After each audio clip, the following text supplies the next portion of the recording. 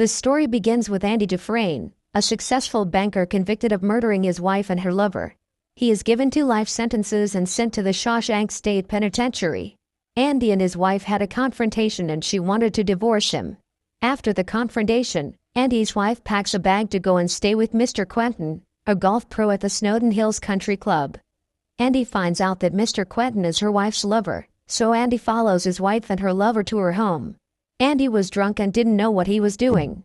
Andy pulled a pistol from the glove compartment because he wanted to scare them. Andy walked out to his car to check the house, but he thought that they weren't home, so he got back in the car and drove home to sleep it off. Along the way, he stopped and threw his gun into the Royal River. Andy stands trial for the murder of his wife and her lover.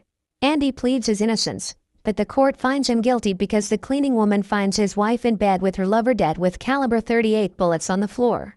The court didn't believe him because the cops didn't see the gun in the river. With a group of new arrivals, Andy enters Shawshank, taunted by inmates. Red, a Shawshank inmate. Red is the guy who can get things for you. Red bets with his friends that Andy will be the first to break down. When the new inmates arrived inside of the building, Warden Norton introduced himself and Captain Hadley. Warden Norton lectures the new inmates and he said that he believes in 2 things, discipline and the Bible. Here you'll receive both. Put your trust in the Lord, your ass belongs to me. Welcome to Shawshank.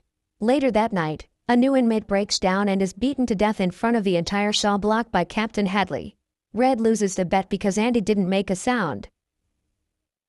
The next day, Andy found a worm in his food. Brooks asked him if he didn't want to eat the worm, so Andy gave it to Brooks, then he fed it to his bird named Jag.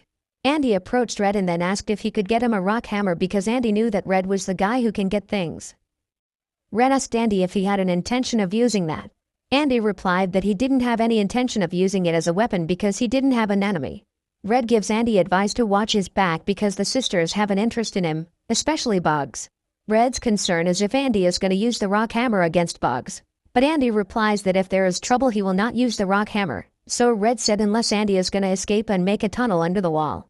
Andy laughed and said he would understand once he received the rock hammer. When the package arrived, their fellow inmates gave it to Red in exchange for 2 packs of cigarettes. When Red arrived at his cell, he checked the item, then he said Andy was right and he finally understood the joke because it would take a man about 600 years to dig a tunnel using the rock hammer. Red gave the item to Brooks to deliver it to Andy, in exchange for 1 pack of cigarettes.